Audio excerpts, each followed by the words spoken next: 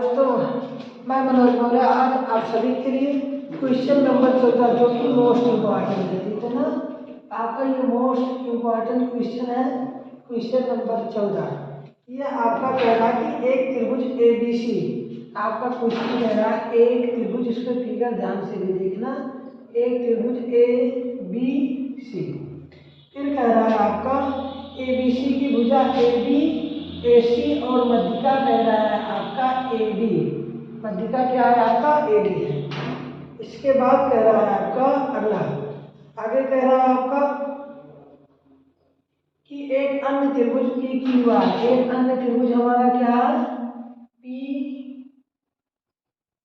Q और are. एक अन्य त्रिभुज पी क्यू आर की भुजा पी क्यू पी आर और मध्यिका पी एम। जो मध्यिका होता है त्रिभुज को बराबर भागों में विभाजित करता है। यानी ये आपके क्वेश्चन में दिया गया है, इसको लिख लो। दिया क्या गया है आपका ए बी अपान में किसके पी क्यू के और ए सी अपान में किसके पी आर के बराबर फिर मध्यिका ए डी अपान में पी एम के। ये आपके क्वेश्चन में दिया गया। इसको बाद कह रहा सिद्ध करना है कि त्रिभुज ए बी सी, सिद्ध करना है त्रिभुज ए बी सी समरूप किसके है त्रिभुज में पी क्यू आर के। त्रिभुज ए बी सी सिद्ध करना है पी क्यू आर के। तो देखिए हम करेंगे क्या। आपका क्वेश्चन में दिया गया ए बी अपान में पी क्यू के, फिर दिया गया हमारा ए सी अपान में पी आर के और मध्यिका ए डी अपान में पी एम के। अगर हमको सिद्ध करना है तो डायरेक्ट तो आप सिद्ध नहीं कर सकते हो, क्योंकि अगर ये भुजा कहा होता तो हम इसको समरूप सिद्ध कर लेते या इसको सिद्ध कर लेते। ये तो सिद्ध करना नामुमकिन है, क्योंकि ऐसे तो कहा नहीं था। इसलिए हम क्या करेंगे एक रचना करेंगे। इसमें हम क्या करते हैं अगली हेडिंग रचना। रचना हम क्या करेंगे ए डी के बराबर दूरी लेकर, ठीक है, ए डी के बराबर दूरी लेकर एक रेखा खींचते हैं डी ई खींचते हैं। इसके बाद क्या करेंगे बी को ई से मिलाया और सी को ए से मिलाया। इसके बाद पी एम के बराबर दूरी लेकर एक रेखा खींचते हैं एन। फिर क्या करेंगे क्यू को एम से मिलाया और आर को एम से मिलाया, ठीक है ना। ध्यान देना, हमने रचना क्या किया है ए डी के बराबर दूरी लेकर एक रेखा डी ई खींचा और क्या किया है बी और सी को ई से मिलाया। इसी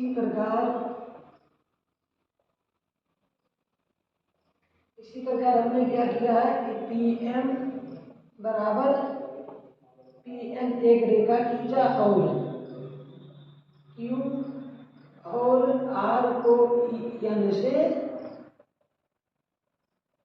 मिलाया, ठीक है। अगले दिन क्या हो जाएगी उत्पत्ति।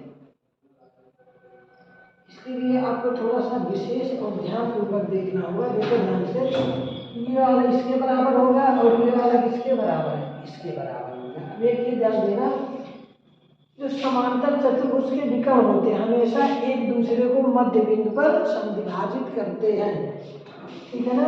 यहाँ पे आप लिखना क्या लिखोगे, सबसे पहले यहाँ पे आप लिखना कि समांतर चतुर्भुज के विकर्ण एक दूसरे को मध्य बिंदु पर विभाजित करते हैं। क्योंकि देखो यहाँ पे ए ई ये मध्य बिंदु डी है, क्योंकि दोनों के बीच की बराबर दूरी है। इसे बी सी भी है, दोनों के बीच की दूरी बराबर है।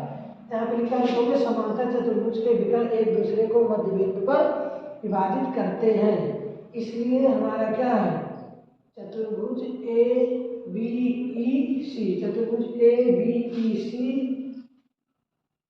और दूसरा क्या है चतुर्भुज पी क्यू एन आर, चतुर्भुज पी क्यू एन आर समांतर चतुर्भुज है। अब हम जानते हैं कि अगर समांतर चतुर्भुज होती है तो आमने सामने की भुजाएं बराबर होती हैं। तो बताओ ए बी बराबर किसके होगा इसी के होगा, तो ए बी बराबर आपका इसी के होगा और बी ई बराबर किसके होगा, ए सी के होगा। तो लिख लो बी ई बराबर किसके होगा, ए सी के। इसी प्रकार से क्यू एन बराबर किसके होगा, पी आर के।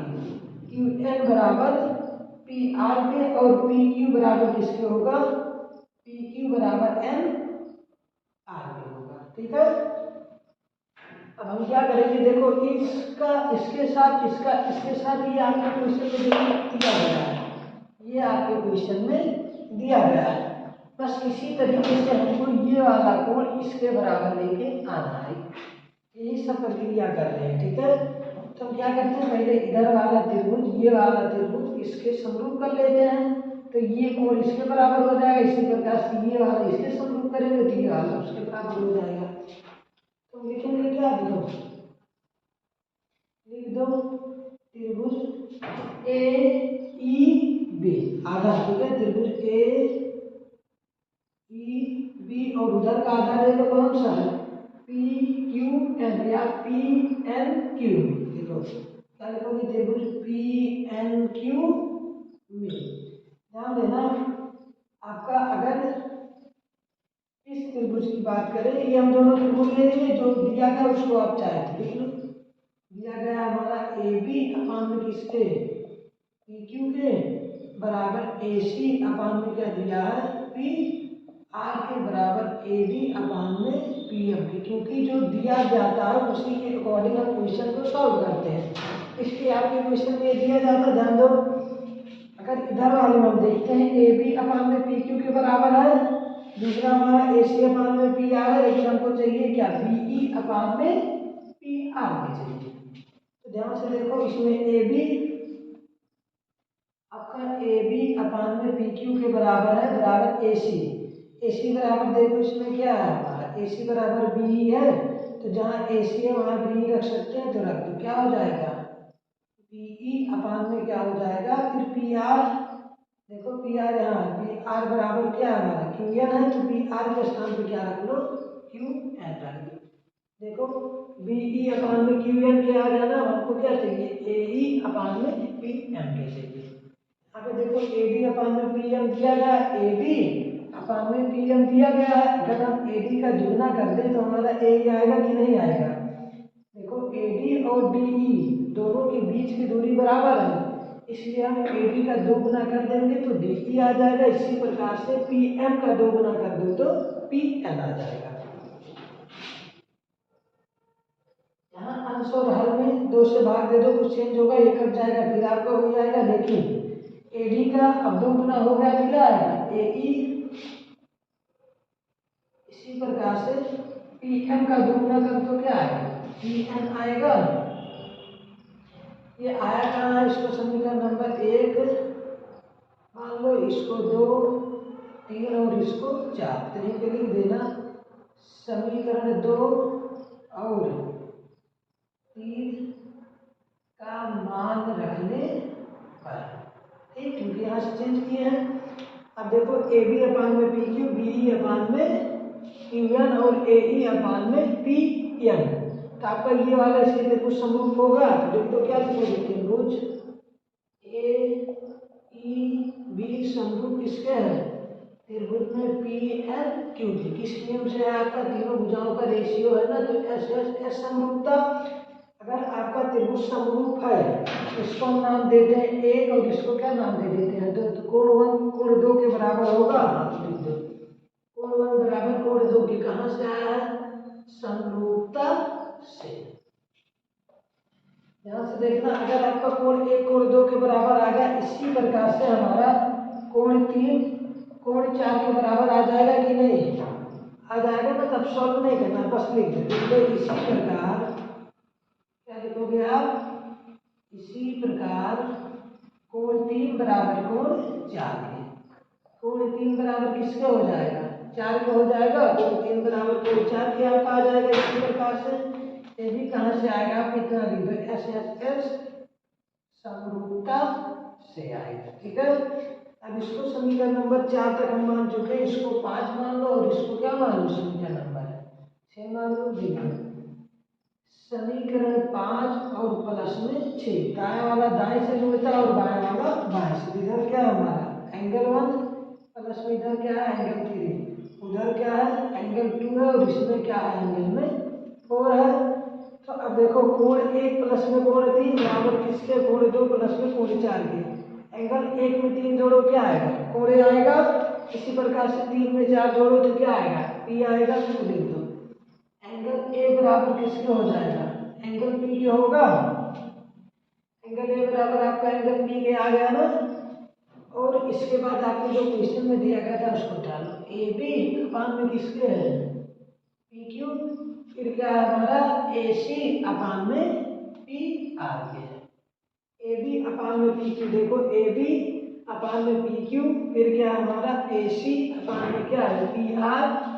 इन दोनों भुजाओं के अंतर्गत कोण आपका कोण ए किसके बराबर है पी के बराबर है। यानी एक कोण और इसके अंतर्गत दोनों भुजाओं का क्या है आपका दोनों भुजाओं का अनुपात बराबर है। तो त्रिभुज आपका समरूप होगा किस नियम से साइड एंगल साइड या तो कहो परिमेय नंबर 5 से। तो 6 तक हुआ था इसको 7 मान लो और इसको 8। तो लिख दो समीकरण 7 और 8 से आपका हो जाएगा त्रिभुज ए बी सी समरूप है किसके त्रिभुज में पी क्यू आर के। किस नियम से समरूप होगा आपका साइड एंगल साइड से, जो कि हमको यही लेके आना था। हैंस प्रूफ हो गया है। ठीक है ना। देखो आपको अगर कहीं पे भी दिक्कत होती है तो आप कमेंट में बता सकते हो। इसके अलावा आप इसको पुनः देख सकते हो, जो कि ये आपका बहुत ही इम्पोर्टेंट एक्सरसाइज 6.3 का 14वां सवाल। ये बहुत ही इम्पोर्टेंट सवाल है, इसको आप हल्के में मत लेना। आप इसको उतार लो, कहीं भी आपको दिक्कत हो तो बताना। इसमें आपको रचना करना होगा, ठीक है ना। रचना आपका बहुत इंपॉर्टेंट और बहुत बेसिक है। आपको सिंपल में ध्यान देना, हमेशा एडी के बराबर दूरी डी लेना और पीएम के बराबर पीएम के बराबर एमएन दूरी लेना। इसके बाद बी और सी को ई से मिलाया, क्यू और आर को एन से मिलाया, बस बेसिक है। एक चीज हमेशा ध्यान देना, जो समांतर चतुर्भुज होता है, ठीक है ना, समांतर चतुर्भुज आपका जो होता है इसमें कई स्टेप जो होते हैं ये हमेशा कॉमन होते हैं। हमेशा इसमें ये वाला कोण इसके बराबर होता है पहला, और दूसरा जो विकर्ण होते हैं हमेशा एक दूसरे को मध्य बिंदु पर समविभाजित करते हैं, ठीक है ना। दूसरा आमने सामने की क्या होती है भुजाएं बराबर होती हैं। तीसरा होता है आपका ये रेखा इसके समांतर होती है और ये रेखा इसके समांतर होती है। तो समांतर चतुर्भुज को हल्के में नहीं लेना है, गहराइयों से इसके बारे में अध्ययन करना है, ठीक है। वीडियो पसंद आया होगा तो प्लीज़ लाइक और शेयर कमेंट जरूर करना। धन्यवाद वॉचिंग। आप एक बार फिर से देख लो, इसके बाद वीडियो को बंद करते हैं। Thank you.